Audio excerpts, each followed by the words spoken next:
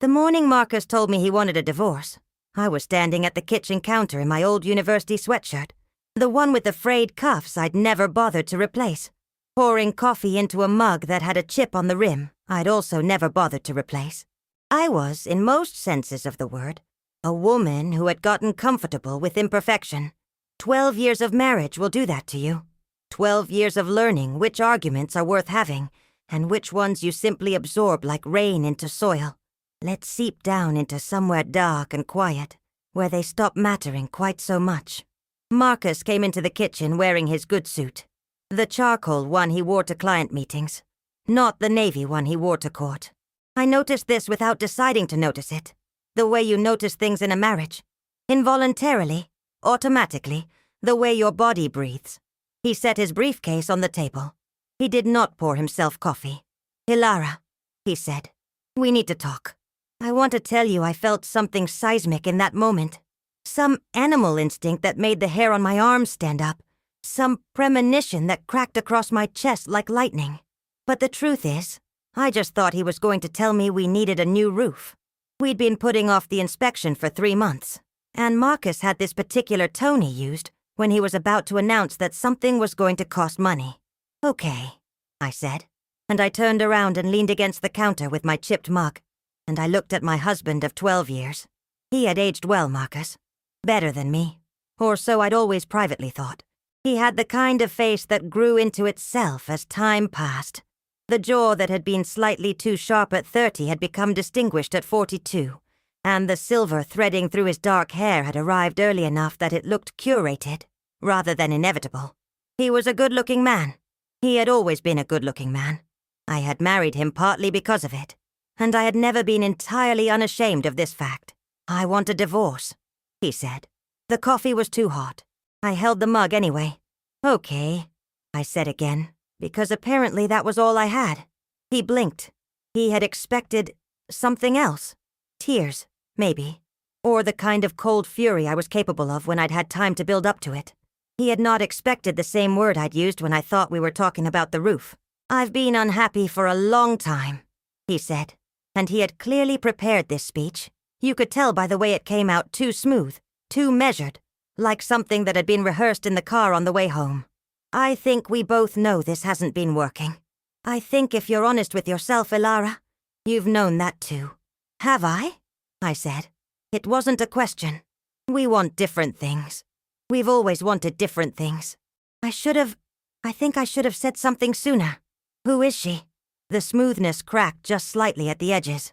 He recovered fast. Marcus had always been quick on his feet. It was what made him a good attorney. But I'd seen it. "This isn't about anyone else," he said. "This is about us. About what we've become." I drank my coffee. It burned going down. "What have we become, Marcus? 2 people living parallel lives in the same house." It was a good line. I wondered if he'd gotten it from somewhere. A book or a podcast or a therapist. We had tried therapy, twice. Both times Marcus had treated it like a deposition, answering questions with exactly as much information as was necessary and not one syllable more. Our first therapist had told me privately, in a session Marcus missed because of work, that some people simply couldn't access themselves in that kind of environment. I had nodded and paid her $160 and driven home and made dinner. "All right," I said. That's all you have to say? What would you like me to say?" He looked at me with something that might have been frustration, might have been guilt, might have been both tangled up together in the way emotions so often are when you're doing something you know is unkind.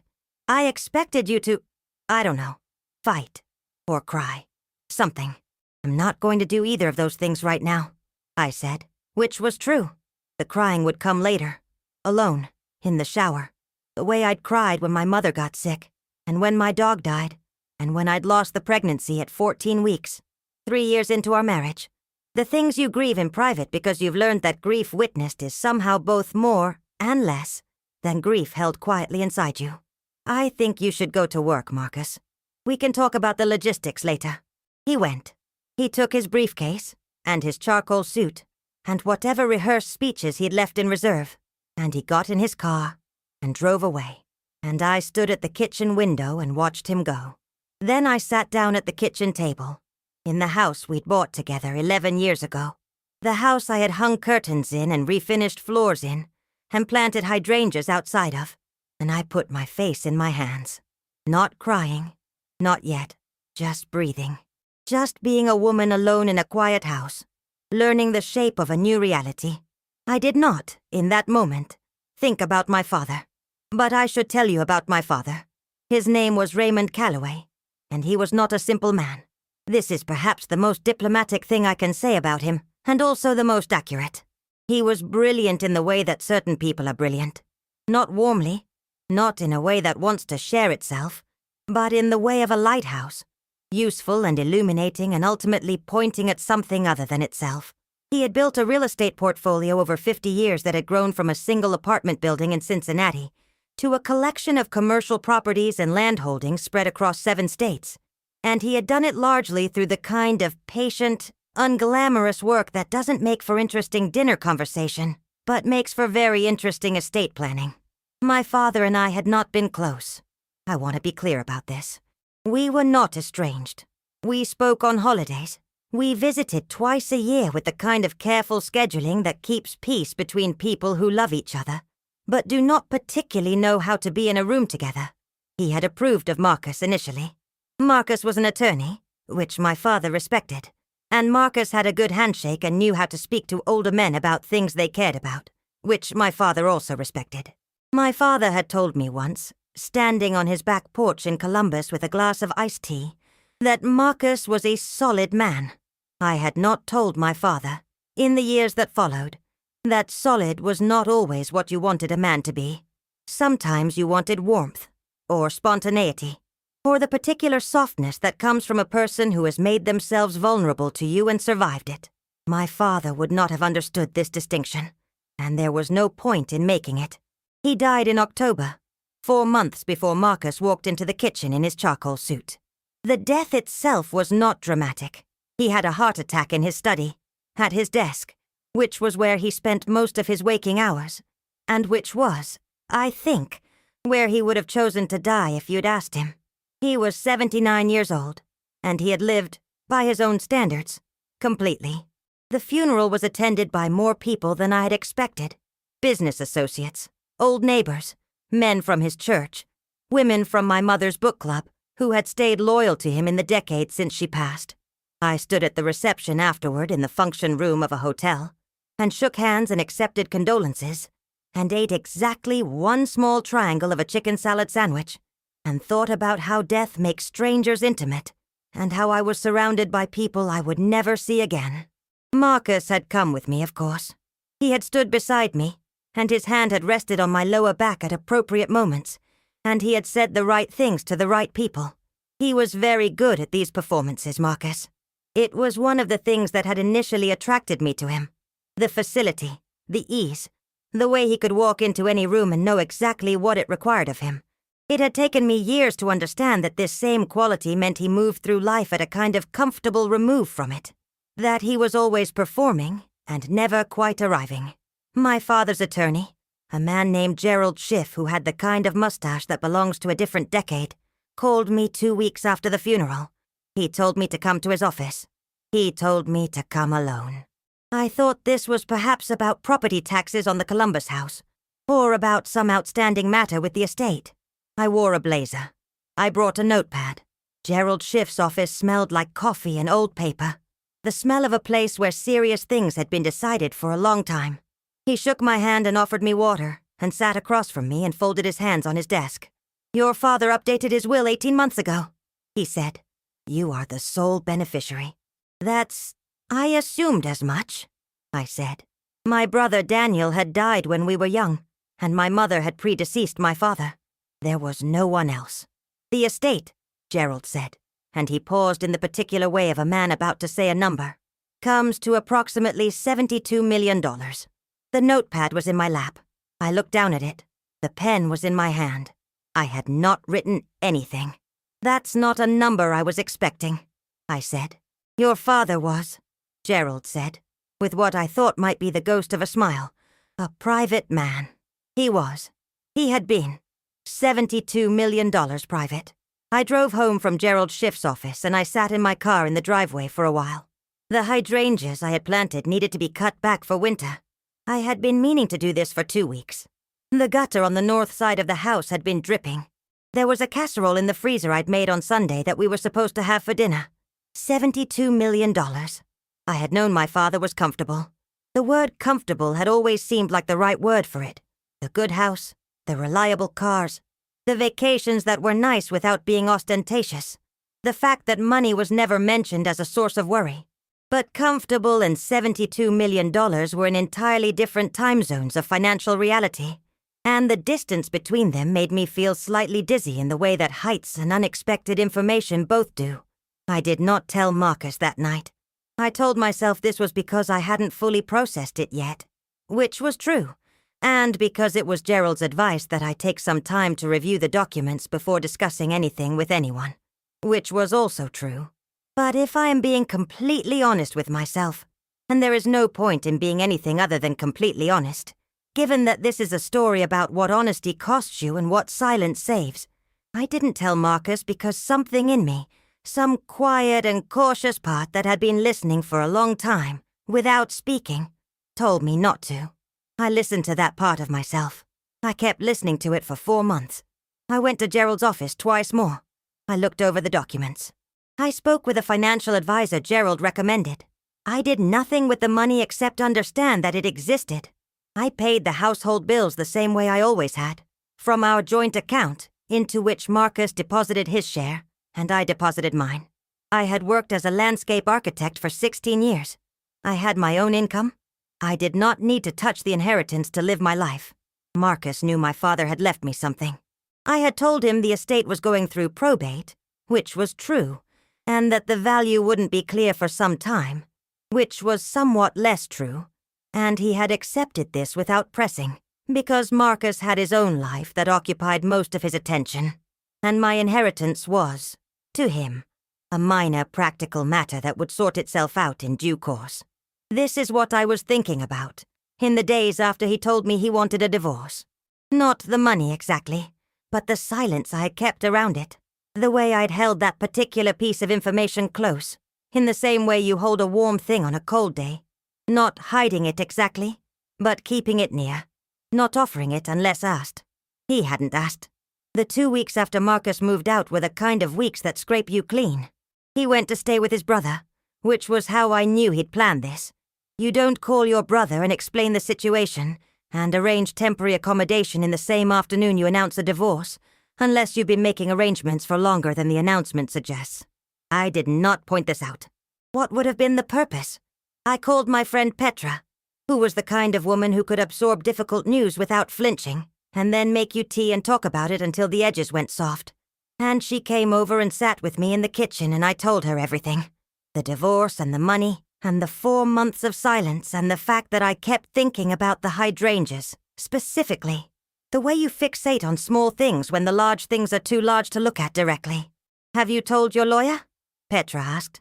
I have a lawyer? You need to get a lawyer, Petra said firmly. She was a project manager by profession, and this showed in the way she moved through crises.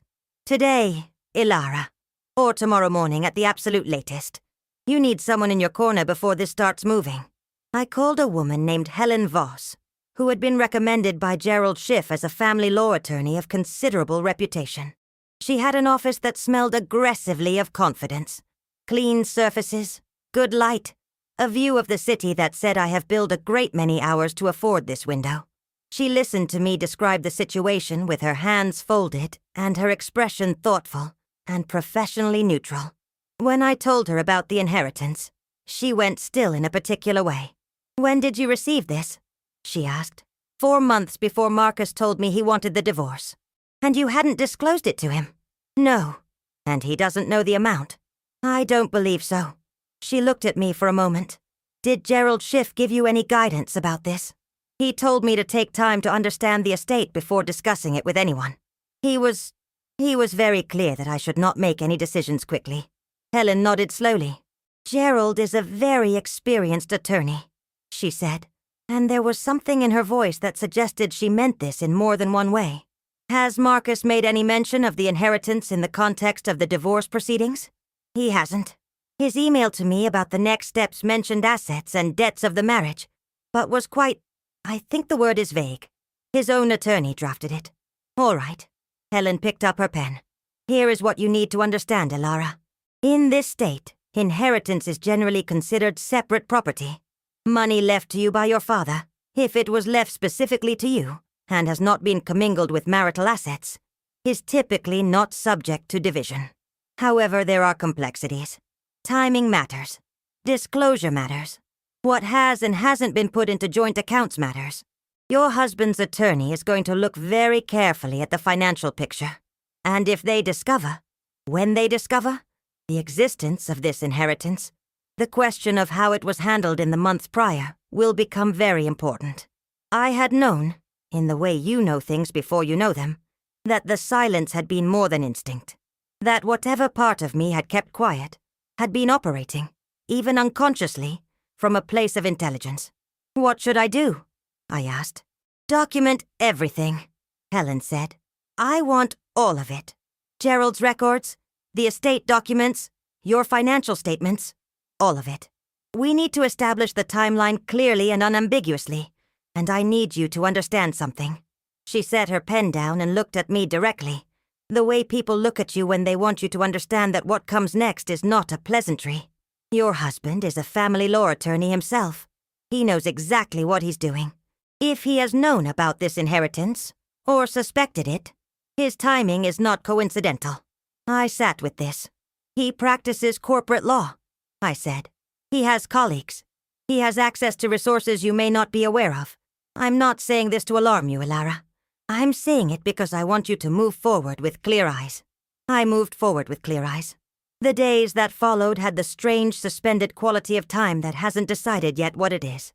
I went to work. I had a project I was midway through, a residential property in the hills, whose owners wanted a garden that felt European without being pretentious. And I drove up there and walked the land, and took measurements and made notes. And the physical reality of soil and topography, and the angle of afternoon light, did something good for me, anchored me in the present tense, when I might otherwise have drifted. At night I went home to the quiet house, and I ate dinner, and I looked at the hydrangeas and I thought about my marriage. This is what no one tells you about the end of a marriage, that even when you can see, in retrospect, the 1,000 small ways it had been ending for years, there is still grief. There is still the loss of the specific person, the person who had your coffee order memorized, and knew you talked in your sleep and had been there, physically present, for the most important moments of your adult life. Marcus had been there when my mother died. He had held my hand at the hospital and driven me home, and made me soup from a can without making it feel insufficient. He had been there when I found out about the lost pregnancy, too. He had sat beside me in the doctor's office and afterward in the car in the parking lot, and had not said anything. And the silence between us then had been the good kind, the kind that two people can share because they are sharing it together. I missed him. I was also, in some separate and simultaneously held chamber of my feelings, not surprised that it had come to this. Both of these things were true. On the 9th day after he'd moved out, I was in the kitchen making pasta when my phone buzzed. It was a text from Marcus, just his name appearing on the screen, after 9 days of communication exclusively through the practical medium of attorneys and logistics. My hand went still on the wooden spoon. The text said, "Can we talk? In person." I set the phone down. I went back to stirring. I let the pasta cook, and then I turned off the heat, and I sat down and called Petra. "He wants to talk in person," I said. There was a pause on Petra's end. "When?" "He just asked. I haven't responded." "Has Helen said anything about direct contact?" "She said to keep her informed." "What do you think he wants?" I thought about Marcus in his charcoal suit, setting his briefcase on the table. The too smooth speech, the cracked edge when I asked about another woman. The way he had looked at me when I said okay, as though my equanimity was something that had unsettled him. "I think he found out," I said. "About the money." "Yes." Another pause. "Elara, are you all right?" "I'm making pasta," I said, which was not really an answer to the question but felt like one. I texted back, "Thursday at 7. My house. He responded immediately. I'll be there. Of course he would. I told Helen. She was quiet for a moment, and then she said, You don't have to meet with him. I know. And if you do meet with him, you don't have to discuss the inheritance. What are you hoping to learn? This was the right question. I sat with it. Outside my office window, a bird landed on the hydrangea bush and considered it with its head tilted, the way birds consider things, with that particular sideways attention. I want to see what version of Marcus shows up, I said. Helen understood. She was a woman who had been doing this for a long time, and she understood the particular intelligence of watching. Thursday arrived with its own weather, a grey, close afternoon that turned into an evening of restless wind, the kind that makes windows rattle in their frames and sends leaves skittering across porches. I cooked dinner for one, and ate it, and cleaned up and changed into better clothes than I'd been wearing. Not for Marcus's benefit, but for my own. The way you dress yourself like armor when you know something is coming. He rang the doorbell at 7 on the dot, which was so entirely Marcus that I almost smiled. I opened the door. He was not alone. Behind him stood a man I didn't recognize.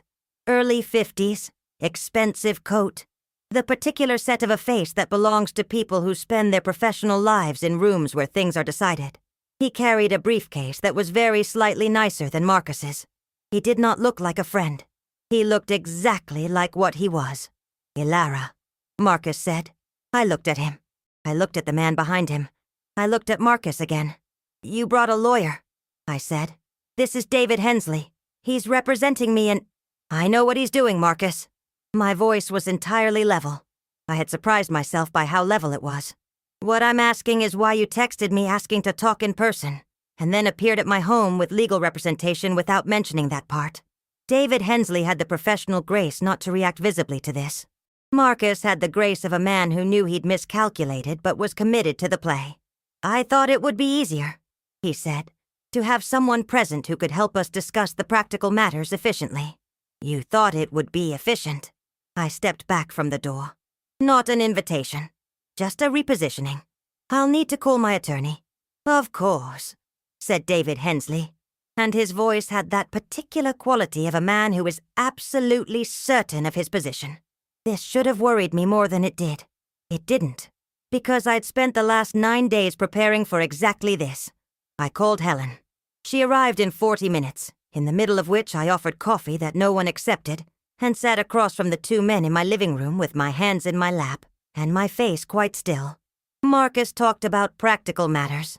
He talked about the house and the financial accounts, and the question of how they would be divided. He did not yet mention the inheritance. I did not mention it either. When Helen arrived, she sat beside me and crossed her legs and opened her folio and said, pleasantly, Gentlemen, what are we discussing tonight? What we were discussing, it turned out, was an attempt to have me agree to a settlement framework before either attorney had done full discovery. This was, Helen explained to me later, in the car, a strategy. If you could get the other party to agree in principle before documents were exchanged, you could shape the conversation before the full picture emerged. They know, Helen said, and she meant the inheritance. I assumed. His PI dug it up, I would guess.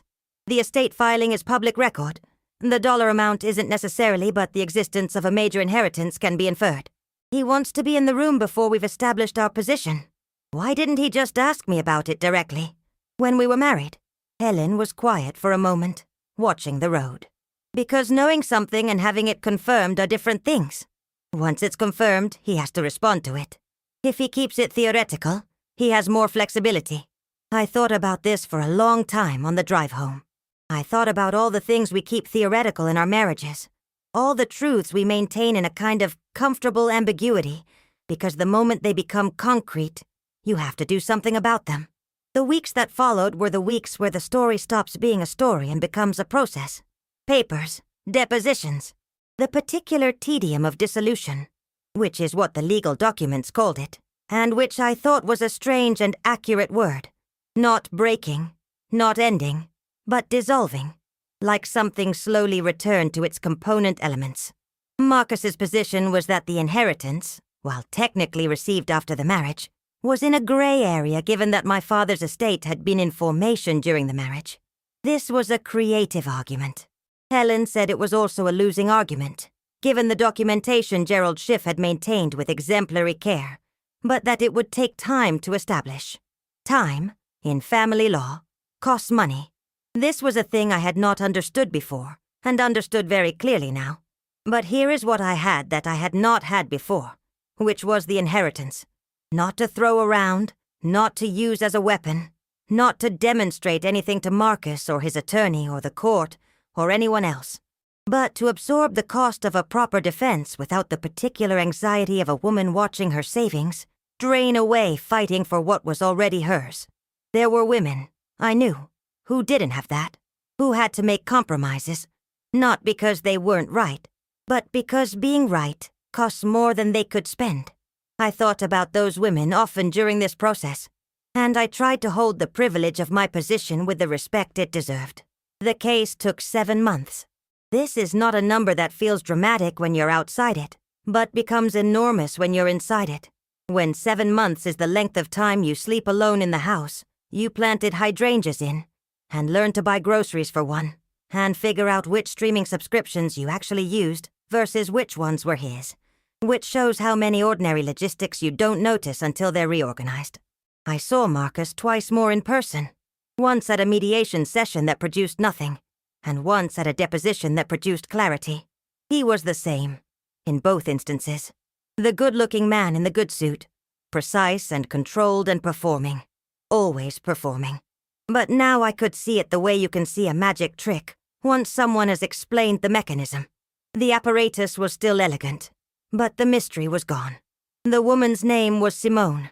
I found this out from Petra, who had found it out from a mutual friend. She was 34 to his 42, which is the kind of math that tells a specific kind of story. I didn't hate her for it. I didn't have enough left over, emotionally, to hate anyone. What I felt, mostly, was tired. And underneath the tired, something else. Something that wasn't quite relief but was shaped like it. The way water is shaped by whatever vessel holds it. My father had never liked Marcus. I realized this, with the specific clarity that retrospect provides, some months into the proceedings. It was not something my father had ever said directly. He was too private, too controlled a man for direct expression of that kind. But there had been moments. A comment at Christmas, delivered to the middle distance rather than to any specific person, about men who talked about doing things versus men who did them. The way his eyes had tracked Marcus across a room at my cousin's wedding, a particular quality of attention that I had not known how to read at the time. Gerald Schiff, in our third meeting, when the estate documents were largely in order, had said something to me that I had been turning over ever since. He'd said that my father, in the 18 months before his death, had become very deliberate about structuring the estate in a way that would protect his daughter's interests. Not his daughter's and her husband's interests. His daughter's. I had thought about that a lot. My father had not been a warm man, but he'd been a thorough one. And thoroughness, in the end, had been its own kind of love. The kind that shows itself in actions rather than words, in preparation rather than declaration. He had known something, or suspected something, and he had done what he could with the tools he had, which were legal instruments and careful documentation, and one very experienced attorney with a mustache from a different decade. The settlement was finalized on a Tuesday in June, 11 months after Marcus had stood in my kitchen in his charcoal suit. He received what the court determined he was entitled to, a portion of the marital assets, the retirement accounts accrued jointly, a fair division of the things we'd built together during 12 years of a life. He did not receive a single dollar of my father's money. Helen was very good. Gerald had been very good. My father, in his way, had been very good. I stood outside the courthouse afterward in the June sun, which was the bright, specific kind of sun that June in this part of the world produces. The kind that makes everything look high contrast and sharp, all edges and clarity. Helen shook my hand and told me I had handled everything with remarkable composure, and I thanked her and meant it. I kept quiet at exactly the right moment. And when the moment came for something other than quiet, I was ready, not because I'd planned for it, but because silence, held long enough, becomes its own kind of strength. My name is Ilara Calloway. I am, undeniably, And with the full weight of what it means, all right.